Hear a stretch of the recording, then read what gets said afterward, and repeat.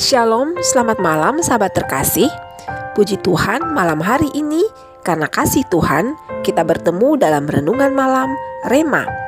Harapan Rema, sahabat selalu dalam damai dan sukacita karena Tuhan tidak pernah meninggalkan kita. Baik sahabat, sebelum masuk ke perenungan, mari berdoa. Bapa kami yang di sorga, terpujilah namamu. Tuntunlah kami dengan Roh Kudus-Mu, agar hidup ini selalu seturut dengan kehendak-Mu. Amin. Bagian ayat firman Tuhan yang menjadi pedoman Rema saat ini terbaca dari surat Paulus kepada jemaat di Filipi dalam Filipi pasal 4 ayatnya yang ke-8 yang berbunyi demikian. Jadi akhirnya saudara-saudara, semua yang benar, semua yang mulia, semua yang adil, semua yang suci, semua yang manis, semua yang sedap didengar, semua yang disebut kebajikan dan patut dipuji, pikirkanlah semuanya itu. Sahabat Rema, Dr. Norman Vincent Peale yang hidup antara tahun 1898 sampai 1993 adalah seorang pengkhotbah dan penulis Kristen serta pencetus teori berpikir positif. Bukunya yang paling terkenal adalah The Power of Positive Thinking atau Kekuatan Berpikir Positif yang telah terjual lebih dari 20 juta kopi dan telah diterjemahkan dalam 41 bahasa berbeda. Pada suatu hari, Dr. Peale berjalan-jalan di jalan kecil di Kowloon, Hong Kong, dan sampailah dia di sebuah studio tato. Di jendela studio itu digantung bermacam-macam contoh tato. Ada tato yang berbentuk jangkar, bendera, dan lain-lain. Tetapi, ia begitu kaget ketika melihat sebuah contoh tato yang berisi kata-kata "born to lose" yang berarti lahir untuk kalah. Kemudian Dr. Peale masuk ke dalam studio itu dan bertanya kepada tukang tato, apakah ada orang yang mentato tubuhnya dengan kata-kata "born to lose"? Tukang tato itu menjawab, ya, kadang-kadang.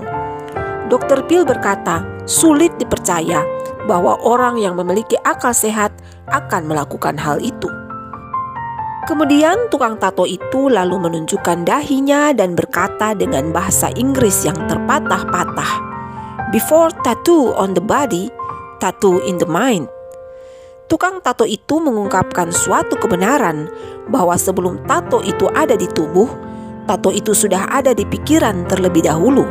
Makanya ada orang yang mau mentato tubuhnya seperti itu. Sahabat Rema terkasih, semua yang kita lakukan bermula di dalam pikiran kita. Bila kita memiliki pikiran yang benar, maka kita akan melakukan tindakan yang benar. Oleh sebab itu, kita perlu menjaga pikiran kita dengan hal-hal yang baik dan benar.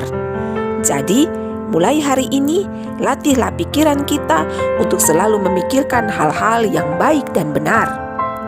Jangan biarkan iblis mengintimidasi pikiran kita dengan hal-hal yang sia-sia.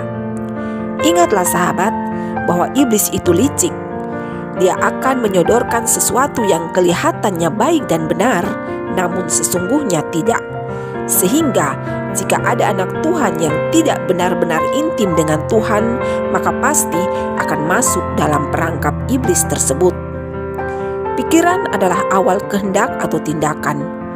Baik buruk tindakan seseorang, itu adalah hasil manifestasi dari pikirannya. Ada pepatah yang mengatakan bahwa bagaimana kehidupan seseorang itu ditentukan oleh pikirannya. Jika ia berpikir bahwa ia adalah seorang pemenang, maka ia akan menjadi pemenang. Demikian pula sebaliknya. Melalui Rasul Paulus, Allah mau agar setiap anak-anaknya membuka dan mengisi pikiran dengan hal-hal yang benar, mulia, adil, suci, manis, sedap didengar, yang disebut kebajikan dan patut dipuji, yang berdasarkan kebenaran firman Allah, bukan yang lain.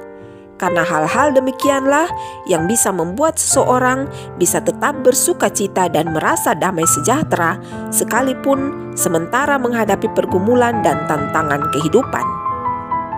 Baharuilah cara berpikir kita dengan hal-hal yang baik dan benar, dengan membuka dan mengisinya dengan kehendak Tuhan.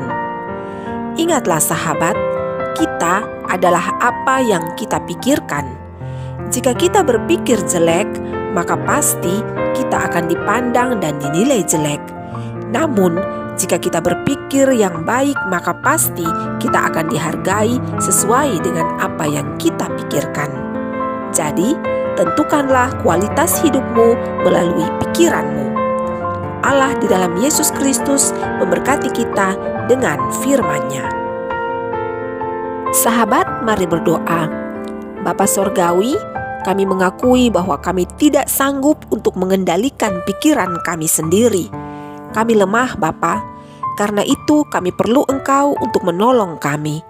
Masuklah dan bertakhtalah dalam pikiran kami, sehingga dalam hidup ini kami bisa menyenangkan-Mu dengan melakukan kehendak-Mu. Amin.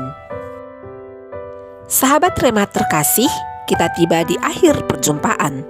Terima kasih untuk kebersamaan saat ini. Jika Tuhan berkenan, maka pasti kita akan kembali bersama pada Rema selanjutnya. Selamat beristirahat sahabat. Perlindungan Tuhan Yesus Kristus yang sempurna akan selalu ada bagi kita. Shalom.